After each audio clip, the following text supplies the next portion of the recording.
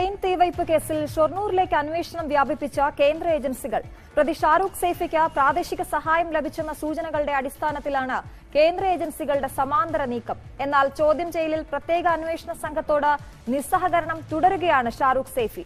വിവരങ്ങളുമായി ഡാൻ കുര്യൻ ചേരുന്നു. ഡാൻ, ഈ സമാന്തര നീക്കം എന്നതുകൊണ്ട് ഉദ്ദേശിക്കുന്നത് എന്താണ്? ഇപ്പോൾ ഈ കേസിന്റെ അന്വേഷണം ഷൊർണൂരിലേക്ക് കൂടി വ്യാപിപ്പിച്ചിരിക്കുകയാണ്. ഏറ്റവും പുതിയ വിവരങ്ങൾ ഇത് സംബന്ധിച്ച് എന്തൊക്കെയാണ്? അശ്വതി, കേസിൽ പ്രതി ഷാരൂഖ് സൈഫിക്ക് ഭീകരവാദ ബന്ധം ഉണ്ട് എന്ന കാര്യം മഹാരാഷ്ട്ര ATS-ഉം NIA-യും ആദ്യഘട്ടത്തിൽ തന്നെ സ്ഥിരീകരിച്ചിരുന്നു.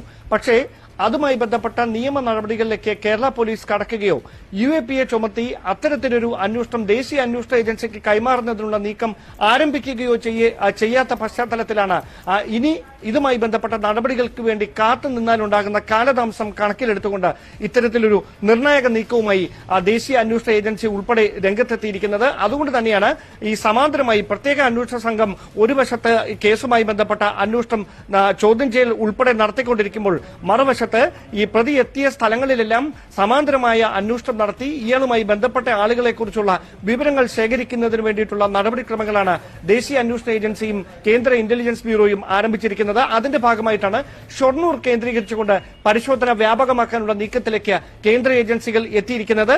ഷൊർണൂരിൽ നിന്ന് ഷാരൂഖ് സൈഫിക്ക് പ്രാദേശിക സഹായം ലഭിച്ചിട്ടുണ്ട് എന്ന കൃത്യമായ ഒരു വിലയിരുത്തലിലേക്ക് അന്വേഷണ ഏജൻസികൾ എത്തുകയാണ് എന്ന സൂചനയാണ് നമുക്ക് ലഭിക്കുന്നത്. അങ്ങനെയാണെങ്കിൽ അത് ആരൊക്കെയാണ്, മറ്റാർക്കെങ്കിലും വേണ്ടിയാണോ അത് ചെയ്തത് എന്നതടക്കമുള്ള കാര്യങ്ങളാണ് ഇനി വ്യക്തത വരാനുള്ളത്.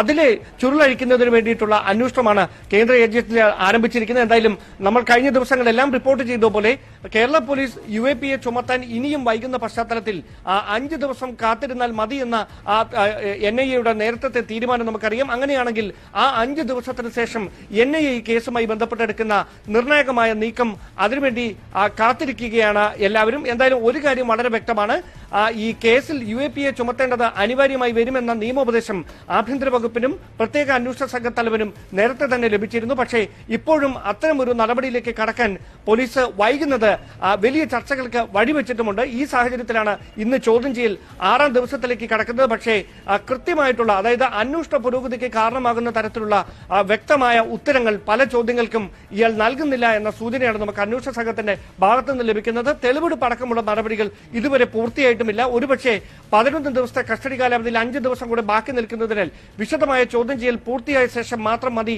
തെളിവെടുപ്പ് എന്നൊരു നിഗമനത്തിലേക്ക് അന്വേഷണ സംഘം എത്തിയിട്ടുണ്ടായിരിക്കാനാണ് സാധ്യത. അതല്ല എങ്കിൽ ഈ വരുന്ന ദിവസങ്ങളിൽ തന്നെ, തൊട്ടടുത്ത ദിവസങ്ങളിൽ തന്നെ പ്രതിയെ തെളിവെടുപ്പിനെ ഷൊർണൂരിലേക്ക് എത്തിക്കും എന്ന സാഹചര്യമാണ് നിലവിലുള്ളത്. വലിയ വെല്ലുവിളിയല്ലേ? പ്രത്യേകിച്ച് ഷാരൂഖ് സൈഫി 6 ദിവസമായി പ്രത്യേക അന്വേഷണ സംഘം ചോദ്യം ചെയ്യുകയാണ്. ഒന്നുകിൽ ചോദ്യങ്ങളോട് പ്രതികരിക്കുന്നില്ലായിരിക്കാം, അല്ലെങ്കിൽ വിരുദ്ധമായ മറുപടികളായിരിക്കാം പറയുന്നത്.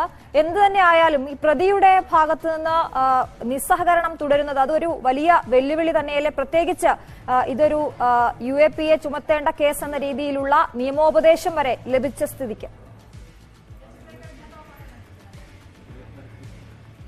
അശ്വതി, എക്സിക്യൂട്ടീവ് എക്സ്പ്രസ് ട്രെയിനിൽ ഈ 4 ലിറ്റർ പെട്രോളുമായി കയറിയത് താനാണെന്നും ആ ട്രെയിനിൽ പ്രകോപനമൊന്നും കൂടാതെ തീ വെക്കാൻ ശ്രമിച്ചത് താനാണെന്നുമുള്ള കാര്യം ഇയാൾ നേരത്തെ തന്നെ പ്രത്യേക അന്വേഷണ സംഘത്തോട് സമ്മതിച്ചിട്ടുണ്ട്.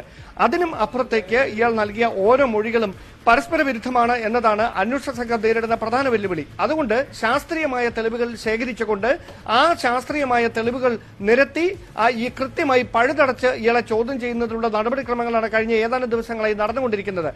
ഒരുപക്ഷെ ഇതൊരു രാജ്യസുരക്ഷയുമായി ബന്ധപ്പെട്ട ദേശീയ മാധ്യമങ്ങളടക്കം റിപ്പോർട്ട് ചെയ്ത ഒരു പ്രധാനപ്പെട്ട സംഭവമായതിനാലാകും ഇതുമായി ബന്ധപ്പെട്ട മറ്റ് ലീഡ് അപ്ഡേറ്റുകൾ ഒന്നും മാധ്യമപ്രവർത്തകർക്ക് അടക്കം നൽകരുത് എന്ന കർശനമായ നിർദ്ദേശം ഉദ്യോഗസ്ഥർക്ക് ലഭിച്ചിട്ടുണ്ട് എന്ന സൂചനയാണ് ലഭിക്കുന്നത്. ഒരുപക്ഷെ അതുകൊണ്ടായിരിക്കാം ഫോണുകളിൽ പോലും ഉദ്യോഗസ്ഥർ പ്രതികരിക്കാൻ തയ്യാറാകാത്ത ഒരു സാഹചര്യമുണ്ട്.